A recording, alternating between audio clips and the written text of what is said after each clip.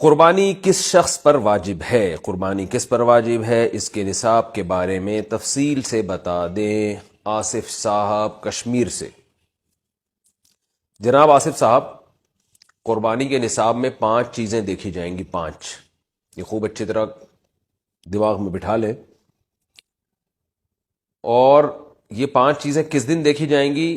بقرعید کی صبح صادق، یعنی 10 ذی الحجہ کی صبح صادق سے لے کر 12 ذی الحجہ کے غروب آفتاب، یعنی یہ جو 3 دن ہے نا قربانی کے، 10، 11، 12، ان 3 دنوں میں کوئی شخص صاحب نصاب ہو تو اس پر قربانی واجب ہے۔ صاحب نصاب کا مطلب کیا ہے؟ یہاں پر قربانی پر خوب سمجھ لیں۔ سونا ہو کسی کے پاس، یا چاندی ہو، یا مال تجارت ہو۔ تجارتی مال کا مطلب وہ چیز جو بیچنے کی نیت سے خریدی ہو، کوئی پراپرٹی ہے بیچنے کے لیے خریدی، دکاندار کا جو جتنا سامان دکان میں پڑا ہوتا ہے سب بیچنے کے لیے خریدا ہوتا ہے، کوئی کپڑا آپ نے خریدا تھا، خریدتے ہوئے بیچنے کی نیت تھی، تو یہ تجارتی مال کہلاتا ہے۔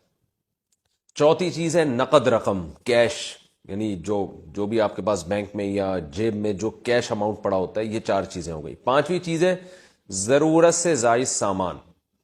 ضرورت سے زائد سامان میں بہت تفصیل ہے، آسان اس کی ایک جو ہم اگر ضبط کر سکتے ہیں تو وہ چیز جو پورے سال بھی استعمال نہ ہوتی ہو، گھریلو چیزوں میں وہ چیزیں جو پورے سال بھی استعمال نہ ہوتی ہوں، جیسے کپڑے کوئی یا برتن ہے، ڈنر سیٹ ہے، پورے سال استعمال نہیں آتا۔ اسی طرح کوئی پراپرٹی پڑی ہوئی ہے جو نہ کرائے پر دی ہے آپ نے اور نہ آپ اس میں رہتے ہیں، وہ پراپرٹی بھی ضرورت سے زائد میں داخل ہے۔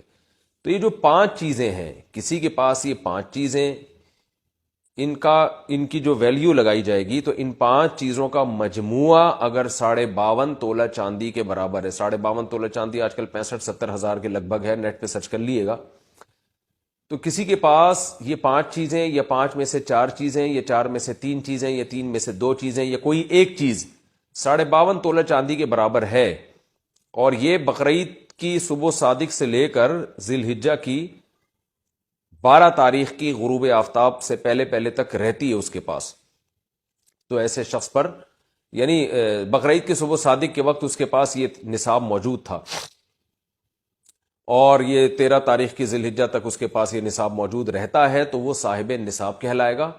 13 تاریخ نہیں، 12 تاریخ، 10، 11، 12، 3 دن، تو وہ صاحب نصاب کہلائے گا اور اس پر قربانی واجب ہے، بشرطے کہ یہ جو 5 چیزیں یا 4 یا 3 یا 2 چیزیں میں نے بتائی ہیں، ان میں سے سب سے پہلے قرضہ مائنس کیا جائے گا، یعنی قرضہ مائنس کر کے 52.5 تولہ چاندی کے برابر بن رہا ہو۔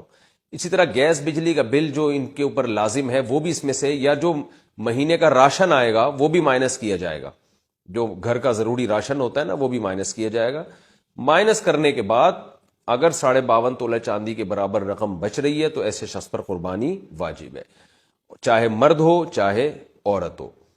تو عورت کیسے قربانی کرے گی؟ سونا خواتین کے پاس بہت ہوتا ہے، چاندی ہوتی ہے، چاندی نہیں بھی ہو تو سونے کے نصاب جو ہے اس کے ساتھ اگر 1 روپیہ بھی ہے تو وہ بھی 52.5 تولہ چاندی کی قیمت دیکھی جائے گی اس میں بھی۔ تو عورت کیسے قربانی کرے گی؟ اس کے پاس تو کیش نہیں ہوتے عام طور پہ، تو پورے سال جمع کرے، تھوڑے تھوڑے اپنی جیب خرچی سے بچایا کرے، یا سونا کو بیچ کر کرے۔